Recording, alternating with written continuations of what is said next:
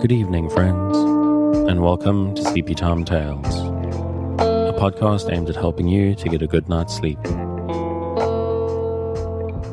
Do you find your mind troubled with the stresses of modern life, especially when the lights are out and you're trying to get a restful night? Does your spinning mind keep you awake? Follow my voice down the path towards a good night's rest. Listen to me tell a story that will keep your mind from wandering to your daytime problems, the ones you can't solve right now and will be easier to solve while rested. Listen to my voice and allow yourself to drift, following the twists and turns of the story, but slowly letting go and drifting into sleep. Let my voice wash over you at a comfortable volume and allow yourself to be distracted from the stresses and worries that play on your mind. Whether you need help falling asleep or going back to sleep in the middle of the night, you can trust me to keep you company and help you to wake up tomorrow in a rested state. You may need to try out Sleepy-Time Tales for a few nights to get used to the slightly strange idea, but I believe it will be well worth your while. I'm here to work with you, to create a safe space, a cocoon in which you can curl up and allow nature to take its course. So settle down, relax, and allow yourself to get lost in my telling of tonight's story. Before we get to tonight's reading, I'd like to ask for a minute or so of your time. Sleepy-Time Tales is purely a listener-supported podcast. I can only keep it going, I can pay for the services and tools that I use, and justify the time that I spend on it, thanks to the generosity of listeners like you. If you're finding Sleepy-Time Tales useful, if it helps you to get a restful night and you would like to help keep it going out to thousands of insomniacs just like you, please consider supporting on the Patreon at patreon.com/sleepytimetales. This is monthly support that helps me keep the lights on, but also gets you bonuses based on your contribution level. So go along there, take a look, and sign up if you're interested. Of course, if monthly seems like a big ask, and that is very valid, you can make once-off tips to the tip jar on the website. And I do want to emphasize that if you can't support the show financially, please don't feel guilty about it. Times are tough for everyone, and I'm not here to make anything worse. But if you'd like to help out without taking on any financial burdens, you can simply spread the word. Whether in person or on social media, if you think people will benefit from listening to Sleepy-Time Tales, just tell them about it. That's really all that needs to be done. And with that, let's get to tonight's reading, where we once again get very philosophical about the nature of the world in the blazing world. We return this week to the description of a new world called the Blazing World by Duchess Margaret Cavendish. And we pick up once again with the Empress learning from all the different types of weird animal men what the nature of the world is like. The Empress was very well satisfied with the proposal, and having thus employed these two sorts of men, in the meanwhile builded two chapels, one above another. The one she lined throughout with diamonds, both roof, walls, and pillars, but the other she resolved to line with the starstone. The firestone she placed upon the diamond lining. By reason fire has no power on diamonds, and when she would have that chapel where the firestone was appear all in flame, she had by the means of artificial pipes water conveyed into it, which by turning the cock did as out of a fountain spring all over the room. And as long as the firestone was wet, the chapel seemed to be all in a flaming fire. The other chapel, which was lined with the starstone, did only cast a splendorous and comfortable light. Both the chapels stood upon pillars, just in the middle of a round cloister which was dark as night. Neither was there any other light within them, but what came from the fire and starstone, and being everywhere open, allowed all that were within the compass of the cloister a free prospect into them. Besides, they were so artificially contrived that they did both move in a circle about their own centres, without intermission, contrary ways. In the chapel, which was lined with the firestone, the Empress preached sermons of terror to the wicked and told them of the punishments for their sins. To wit, that after this life they should be tormented in an everlasting fire. But in the other chapel, lined with the starstone, she preached sermons of comfort to those that repented of their sins and were troubled at their own wickedness. Neither did the heat of the flame in the least hinder her, for the firestone did not cast so great a heat, but the Empress was able to endure it. By reason the water which was poured on the stone, by its own self-motion turned into a flaming fire, occasioned by the natural motions of the stone, which made the flame weaker than if it had been fed by some other kind of fuel. The other chapel where the starstone was, although it did cast a great light, yet was it without all heat, and the Empress appeared like an angel in it. And as that chapel was an emblem of hell, so this was an emblem of heaven. And thus the Empress, by art and her own ingenuity, did not only convert the blazing world to her own religion, but kept them in a constant belief, without enforcement or bloodshed. For she knew well that belief was a thing not to be forced or pressed upon the peoples, but to be instilled into their minds by gentle persuasions. And after this manner she encouraged them also in all other duties and employments. For fear, though it makes people obey, yet it does not last so long, nor is it so sure a means to keep to their duties as love. Last of all, when she saw that both church and state, now in a well-ordered and settled condition, her thoughts reflected upon the world she came from, and though she had a great desire to know the condition of the same, yet could she advise no manner of way how to gain any knowledge thereof. At last, after many serious considerations, she conceived that it was impossible to be done by any other means than by the help of immaterial spirits. Wherefore she made a convocation of the most learned, witty, and ingenious of all the forementioned sorts of men, and desired to know of them whether there were any immaterial spirits in their world. First she inquired of the worm-men whether they had perceived some within the earth. They answered her Majesty that they never knew of any such creatures, for whatsoever did dwell within the earth, said they, was embodied in material. Then she asked the flymen whether they had observed any in the air.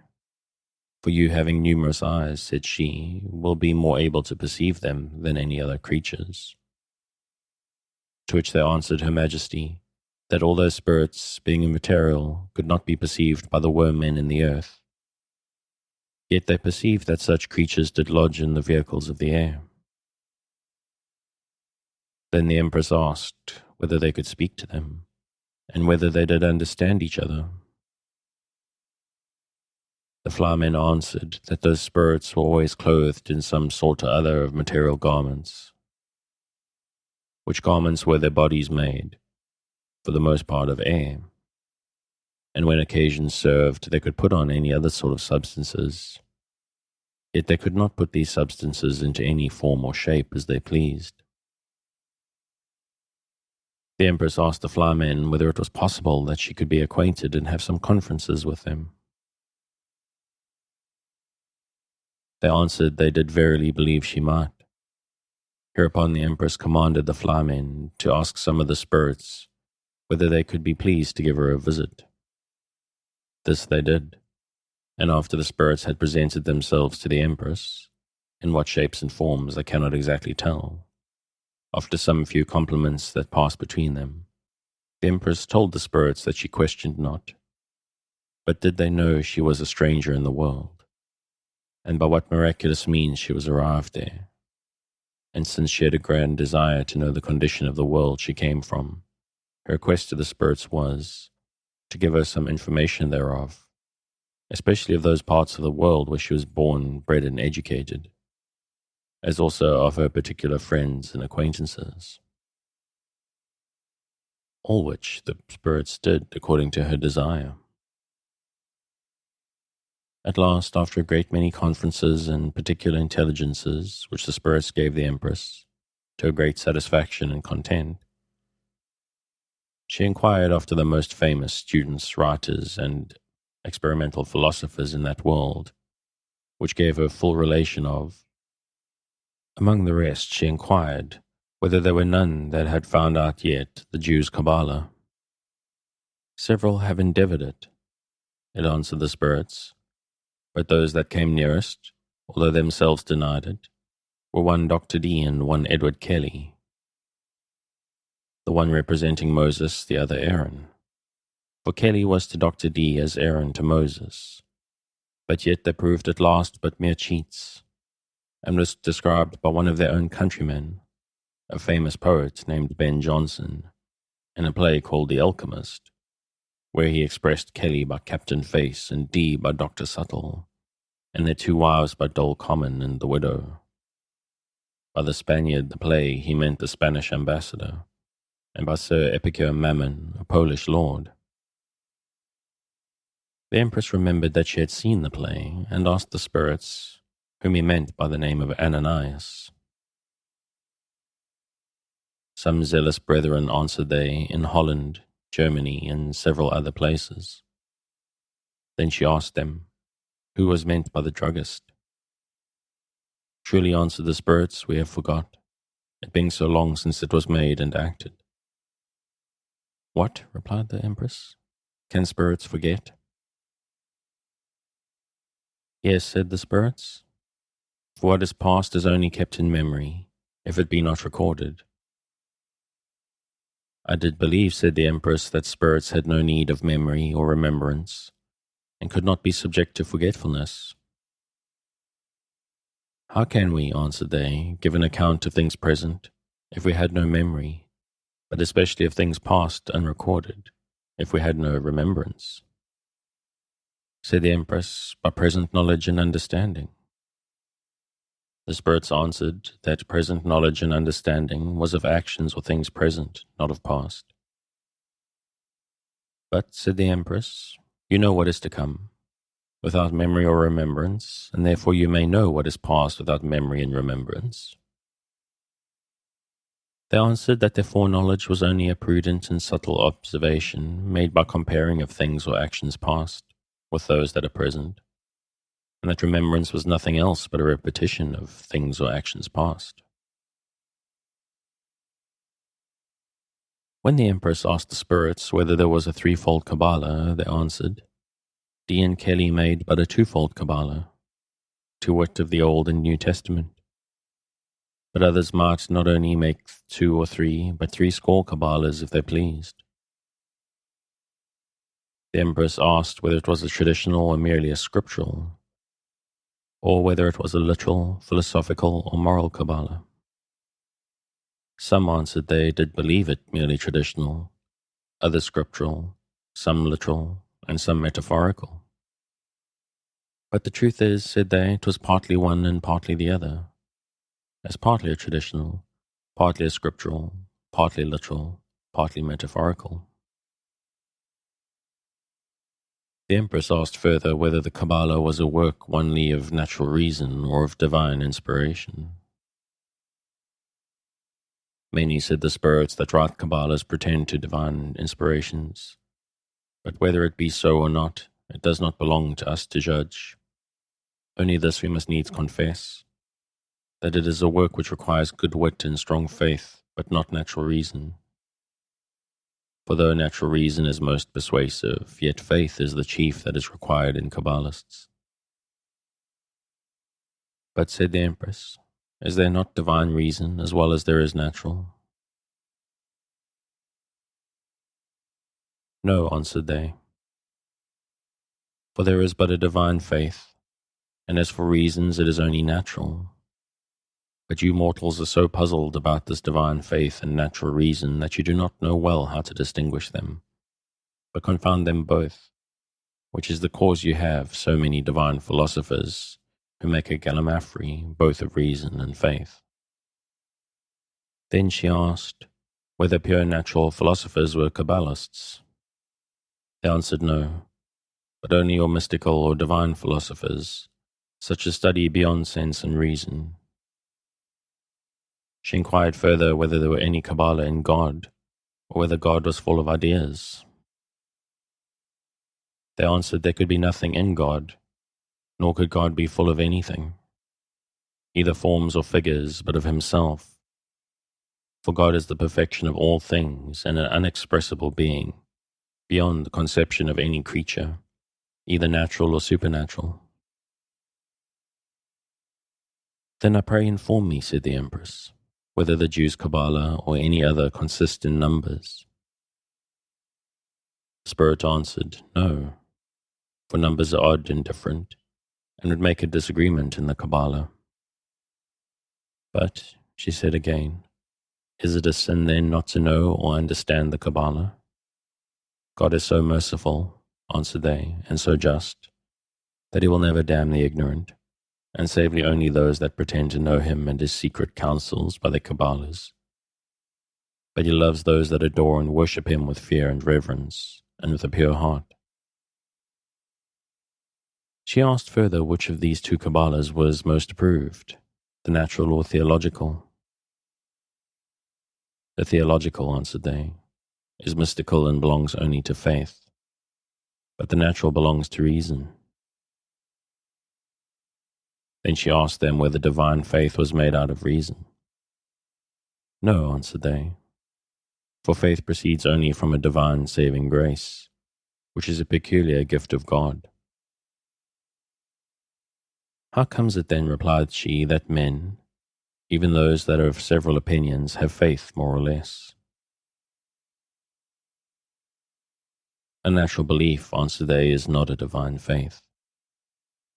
But, proceeded the Empress, how are you sure that God cannot be known? The several opinions you mortals have of God, answered they, are sufficient witnesses thereof. Well then, replied the Empress, leaving this inquisitive knowledge of God, I pray inform me whether you spirits give motion to natural bodies. No, answered they, but on the contrary, natural material bodies give spirit motion. For we spirits, being incorporeal, have no motion but from our corporeal vehicles, so that we move by the help of our bodies, and not the bodies by our help. For pure spirits are immovable. If this be so, replied the Empress, how comes it then that you can move so suddenly at a vast distance? They answered that some sorts of matter were more pure, rare, and consequently more light and agile than others, and this was the reason for their quick and sudden motions. Then the Empress asked them whether they could speak without a body or bodily organs. No, said they, nor could we have any bodily sense, but only knowledge. She asked whether they could have knowledge without body. Not a natural, answered they, but a supernatural knowledge, which is far better knowledge than a natural. Then she asked them whether they had a general or universal knowledge. They answered, single or particular created spirits have not. For not any creature but God himself can have an absolute and perfect knowledge of all things. The Empress asked them further whether spirits had inward and outward parts. No, answered they, for parts only belong to bodies, not to spirits. Again she asked them whether their vehicles were living bodies. They are self-moving bodies, answered they, and therefore they must needs be living, for nothing can move itself without it hath life. Then said she, it must necessarily follow that this living, self-moving body gives motion to the spirit, and not the spirit motion to the body as its vehicle. You say very true, answered they, and we told you this before. Then the Empress asked them of what forms of matter those vehicles were. They said they were of several different forms, some gross and dense, and others more pure, rare, and subtle. If you be not material, said the Empress, how can you be generators of all creatures? We are no more, answered they, the generators of material creatures, than they are the generators of us spirits. Then she asked whether they did leave their vehicles. No, answered they, for we, being incorporeal, cannot leave or quit them, but our vehicles do change into several forms and figures, according as occasion requires. Then the Empress desired the spirits to tell her whether man was a little world. They answered that if a fly or worm was a little world, then a man was so too.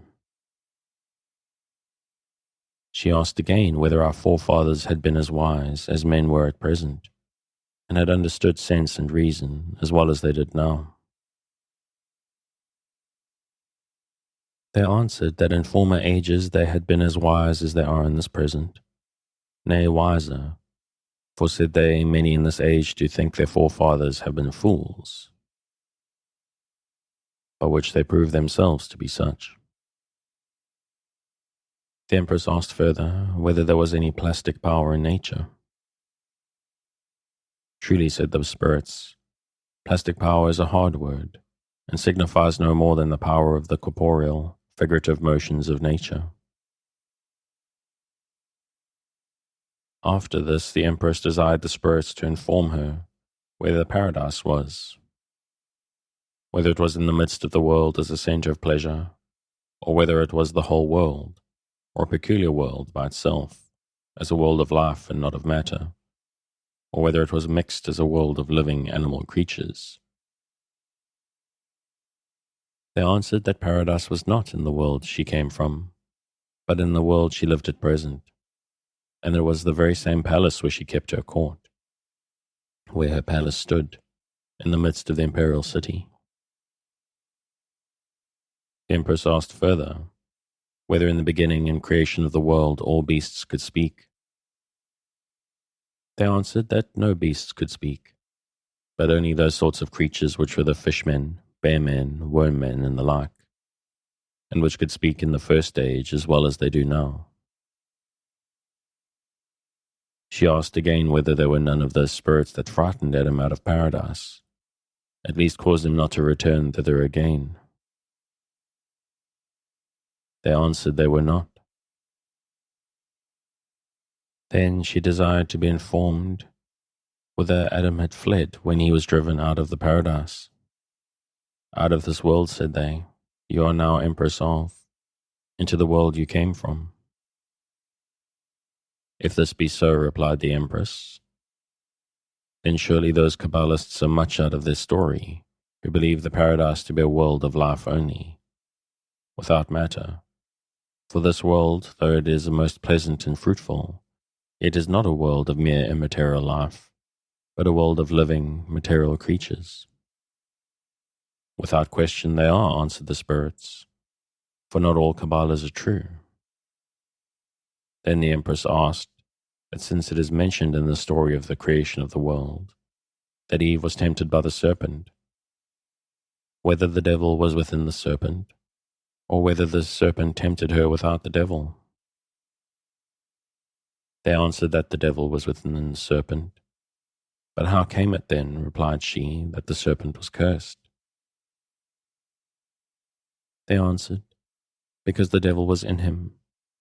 For are not these men in danger of damnation which have the devil within them, who persuades them to believe and act wickedly? The Empress asked further whether the light and the heavens were all one. They answered that the region which contained the lucid natural orbs was by mortals named heaven, but the beatifical heaven, which is the habitation of the blessed angels and souls, was so far beyond it that it could not be compared to any natural creature. Then the Empress asked them whether all matter was fluid at first. They answered that matter was always as it is, and that some parts of matter were rare, some dense, some fluid, some solid, etc. Neither was God bound to make all matter fluid at first. She asked further whether matter was immovable in itself. We have answered you before, said they. There is no motion but in matter, and were it not for the motion of matter, we spirits could not move, nor give you any answer to your several questions. After this, the Empress asked the spirits whether the universe was made within the space of 6 days, or whether by those 6 days were meant so many decrees or commands of God. They answered her that the world was made by the all-powerful decree and command of God, but whether there were 6 decrees or commands, or fewer or more, no creature was able to tell. Then she inquired whether there was no mystery in numbers. No other mystery, answered the spirits, but reckoning or counting, for numbers are only marks of remembrance. But what do you think of the number of 4, said she, which Kabbalists make much ado withal, and the number of 10, when they say 10 is all, and that all numbers are virtually comprehended in 4? We think, answered they, that Kabbalists have nothing else to do but to trouble their heads with such useless fancies. For naturally there is no such thing as prime or all in numbers, nor is there any other mystery in numbers, but what man's fancy makes. But what men call prime or all, we do not know, because they do not agree in the number of their opinion. Then the Empress asked whether the number of 6 was a symbol of matrimony, as being made up of male and female, for 2 into 3 is 6. If any number can be a symbol of matrimony, answered the spirits, it is not 6, but 2. If 2 may be allowed to be a number, for the act of matrimony is made up of 2 joined into 1. She asked again whether they said to the number of 7, whether it was not an emblem of God, because Kabbalists say that it is neither begotten nor begets any other number.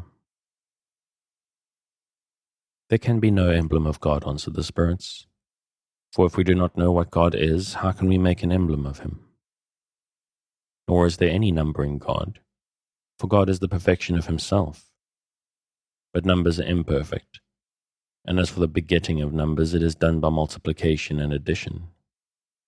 But subtraction is kind of a death to numbers. If there be no mystery in numbers, replied the Empress, then it is vain to refer to the creation of the world to certain numbers, as Kabbalists do. The only mystery of numbers, answered they, concerning the creation of the world, is that as numbers do multiply, so does the world. The Empress asked how far numbers did multiply. The spirits answered, to infinite. Why, said she, infinite cannot be reckoned nor numbered. No more, answered they, can the parts of the universe, for God's creation, being an infinite action, as proceeding from an infinite power, could not rest upon a finite number of creatures, but were it never so great. But leaving the mystery of numbers, proceeded the Empress, let me now desire you to inform me whether the suns and planets were generated by the heavens or ethereal matter. The spirits answered that the stars and planets were of the same matter which the heavens, the ether, and all other natural creatures did consist of. But whether they were generated by the heavens or ether they could not tell. For if they be, said they are not like their parents. For the sun, stars, and planets are more splendorous than the ether, and also more solid and constant in their motions. But put the case, the stars and planets were generated by heavens, and their ethereal matter, the question then would be, out of what these are generated or produced?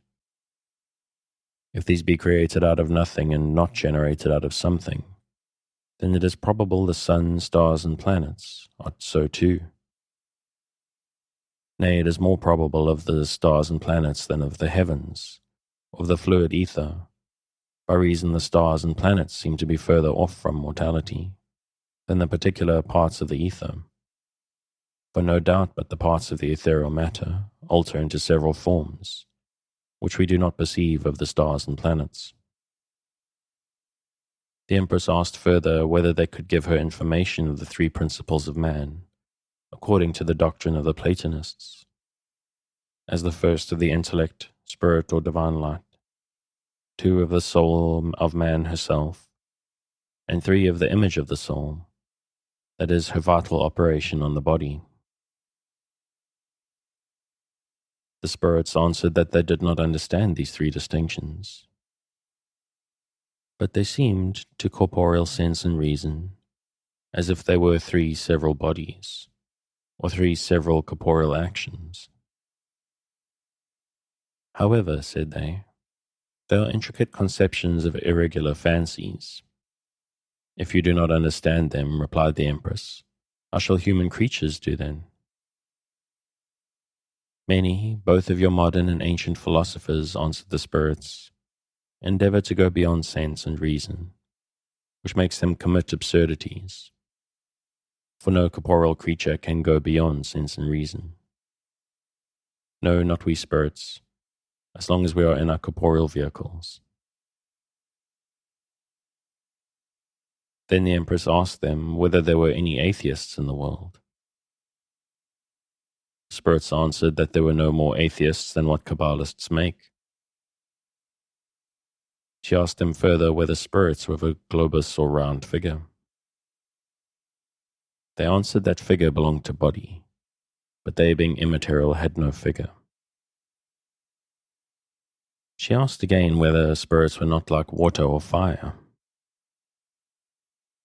They answered that water and fire were material, were at the purest and most refined that ever could be. Nay, were it above the heavens. But we are no more like water or fire, said they, than we are like earth. But our vehicles are of several forms, figures, and degrees of substances. Then she desired to know whether their vehicles were made of air. Yes, answered the spirits, some of our vehicles are of thin air. Then I suppose, replied the Empress, that those airy vehicles are your corporeal summer suits. She asked further whether the spirits had not ascending and descending motions as well as other creatures. They answered that properly there was no ascension or descension in infinite nature, but only in relation to particular parts. And as for us spirits, said they, we can neither ascend nor descend without corporeal vehicles. Nor can our vehicles ascend or descend, but according to their several shapes and figures, for there can be no motion without body. The Empress asked them further whether there were not a world of spirits as well as there is of material creatures. No, answered they, for the word world implies a quantity or multitude of corporeal creatures. But we, being immaterial, can make no world of spirits. Then she desired to be informed when spirits were made. We do not know, answered they, how and when we were made, nor are we much inquisitive after it. Nay, if we did, it would be no benefit, neither for us nor for you mortals to know it. The Empress replied that Kabbalists and divine philosophers said men's rational souls were immaterial, and stood as much in need of corporeal vehicles as spirits did. If this be so, answered the spirits, then you are hermaphrodites of nature. But your Kabbalists are mistaken, for they take the purest and subtlest parts of matter for immaterial spirits. Then the Empress asked, when the souls of mortals went out of their bodies, whether they went to heaven or hell, or whether they remained in airy vehicles. God's justice and mercy, answered they, is perfect, and not imperfect. But if you mortals will have vehicles for your souls, and a place that is between heaven and hell, it must be purgatory, which is a place of purification, for which action fire is more proper than air. And so the vehicles of those souls that are in purgatory cannot be airy, but fiery. And after this rate, there can be but 4 places for human souls to be, viz., heaven, hell, purgatory in this world. But as for vehicles, they are but fancies, not real truths. Then the Empress asked them where heaven and hell was. Your Saviour Christ, answered the spirits, has informed you that there is heaven and hell, but he did not tell you what nor where they are. Wherefore it is too great a presumption for you mortals to inquire after it. If you do but strive to get into heaven, it is enough, though you do not know where or what it is, for it is beyond your knowledge and understanding. I am satisfied, replied the Empress, and asked further whether there were any figures or characters in the soul. They answered, where there was no body, there could be no figure. Then she asked them whether spirits could be naked, and whether they were of a dark or light color. As for our nakedness, that is a very odd question, answered the spirits, and we do not know what you mean by a naked spirit. For you judge of us as of corporeal creatures. And as for color, said they, it is according to our vehicles. For color belongs to body, and as there is no body that is colorless, so there is no color that is bodiless. Then the Empress desired to be informed whether all souls were made at the first creation of the world. We know no more, answered the spirits, of the origin of human souls than we know of ourselves. She asked further whether human bodies were not burdensome to human souls. They answered that bodies made souls active, as giving them motion, and if action was troublesome to souls, then bodies were so too. She asked again whether souls did choose bodies. They answered that Platonics believed the souls of lovers lived in the bodies of their beloved. But surely, said they, if there be a multitude of souls in a world of matter, they cannot miss bodies. For as soon as a soul is parted from one body, it enters into another. And souls having no motion of themselves must of necessity be clothed or embodied in the next parts of matter. If this be so, replied the Empress, then I pray inform me whether all matter be soulified. The spirits answered they could not exactly tell that, but if it was true that matter had no other motion but what came from a spiritual power, and that all matter was moving, then no soul could quit a body.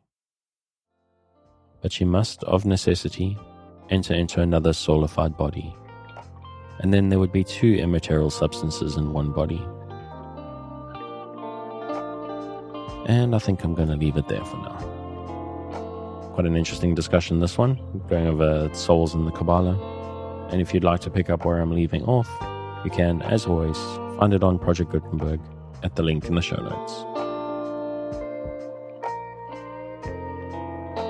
Thanks again for joining me on this episode of Sleepy Time Tales, the podcast designed around a bedtime story to help you to get a restful night. New episodes will be released every Sunday night to give you something fresh to help you rest in a new week. But make sure to follow or subscribe in whatever service you use so that you get your new episodes whenever they come out. Good night and sweet dreams.